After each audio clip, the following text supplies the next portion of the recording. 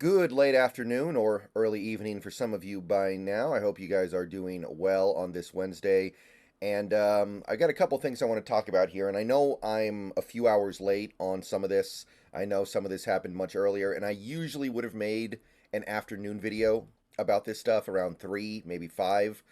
But I got a root canal this morning. And when I got home, I felt a little out of it and I figured, I'm not going to really think about making videos right now. That's why I'm a little bit late here. Let me just say, though, root canals are not what they used to be. Root canals, not much to it. Pretty easy, at least for me. There was no pain, no real discomfort, just kind of like, okay, we're going to go in, do stuff, and then it's done. Shout out to dental technology, I guess. It was easy. I feel much better now, that's for sure. But there's a Seahawk who had a medical procedure done today that a little bit more serious than mine, a little bit more potentially significant than mine.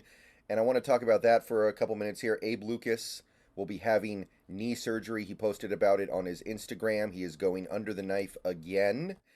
And I think we all saw this coming. We all kind of expected it because the first surgery it seemed like it had limited success because he only lasted a few games before having to leave again. And sometimes surgeries just don't really take. And when that happens, you try again. But obviously, there's a lot of concern around Abe Lucas in Seattle at the moment. Who can say whether or not this guy is going to be able to hang around for long term the way we were expecting when we drafted him and when we saw him that rookie year? Who knows if he'll even be able to hang around short term? The fact that he's already having these surgeries this early in his career is definitely a concerning trend.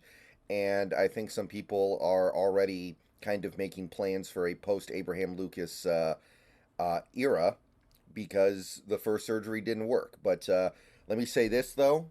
It's good that he's doing this now, early in the offseason. He is good that he's doing this now, right after the season ended.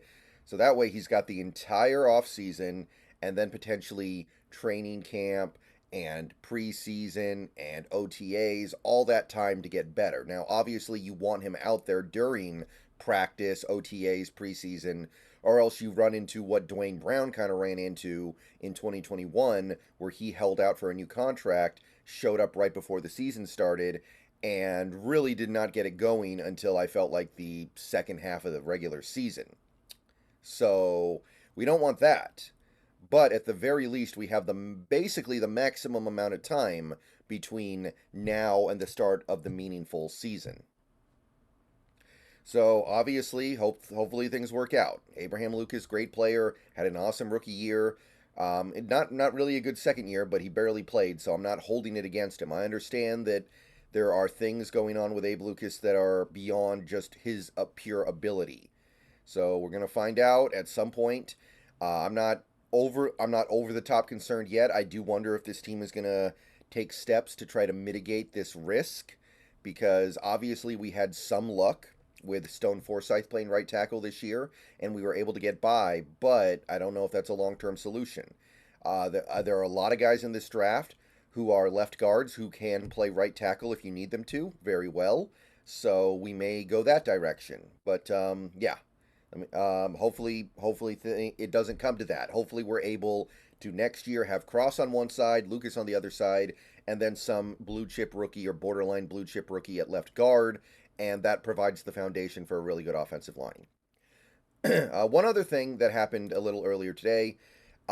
Shane Waldron is interviewing with the New Orleans Saints for their vacant offensive coordinator job.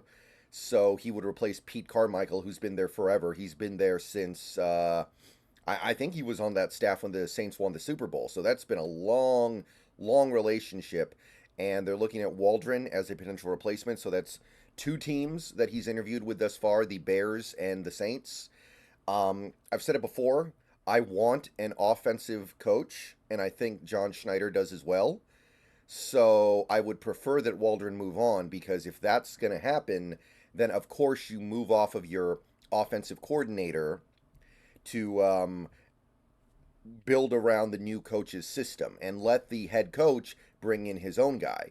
But if we do end up with a defensive head coach like a Mike McDonald or a Vero, then I think that there is some wisdom to the idea of saying, you know what, we're just going to keep Waldron. The head coach, the new head coach, doesn't really care that much about how the offense works. He just wants it to work, and we can maintain continuity. So really, my level of caring whether or not Waldron leaves is completely dependent on what happens with the head coaching position. So it's just one of those situations where we won't know until we actually get there. But if Waldron gets hired away, maybe that increases the odds of hiring an offensive head coach. I don't know. But I'm going to maintain my belief that Waldron did a fairly decent job across his 3 years here. First year, there were quarterback issues. Second year, he did good with not the greatest cuts of talent. Third year, he did pretty well despite having nothing going on that offensive line that anybody wanted any piece of. So it just really depends on who the next head coach is going to be. One final thing I want to cover real quick. This isn't necessarily directly related to the Seahawks, but it is tangentially related to the Seahawks. Cowboys are keeping Mike McCarthy for 2024. So that's surprising, shocking to me. I'm genuinely shocked that the Cowboys didn't decide to go in a different direction after the playoff game on Sunday. I'm genuinely shocked that they're running it back. And I'm genuinely shocked they're committing to it so early. They could have waited a week and then fired McCarthy. So I'm definitely keeping an eye on this. I'm definitely wondering what this could mean. But here are the things where it affects the Seahawks, because there's the entertainment side of things where we like to watch that three-ring circus in Dallas and laugh at it a little bit because it's pretty crazy what they're doing over there. But first of all, we are now safe from Mike McCarthy. We are not going to get Mike McCarthy as our head coach because he's not going anywhere. So some people are going to take that as very good news, and I think that's my preference as well. So no Mike McCarthy in Seattle. Also, the head coaching position in Dallas does not open up. And that's one less team we have to compete with for head coaching candidates. Not that I think Dallas is a very appealing place because of Jerry Jones, but they have a much better roster than the Seahawks. They do. So that may have been a monkey wrench in our attempts to get certain candidates that we no longer have to worry about. However, there is the Dan Quinn element here, where obviously Dan Quinn will not be the head coach for the Cowboys now. If he decides to move on from Dallas, he becomes available, whereas if Mike McCarthy had been fired, maybe Dan Quinn got promoted, and then he would have been off the market. And a lot of people at this point are very down on the idea of getting Dan Quinn as the head coach. I'm not that down. I'm a little down. How can you not be after what happened this week? But I'm not completely turned off to the idea. I'm trying to be open-minded here. I'm trying to see the potential benefits of any potential decision that this team could make. But I will admit we can do better than Dan Quinn, and I want to do better than Dan Quinn. So now he almost definitely becomes available for that head coaching gig. And if he does, you have to believe Seattle's at least going to look at him. In fact, I think we've indicated already that we will. So not great there, I guess, but a couple of good things here. I think the good outweighs the bad here. All right, see you guys later. Go Hawks. Probably going to stream on Twitch later tonight.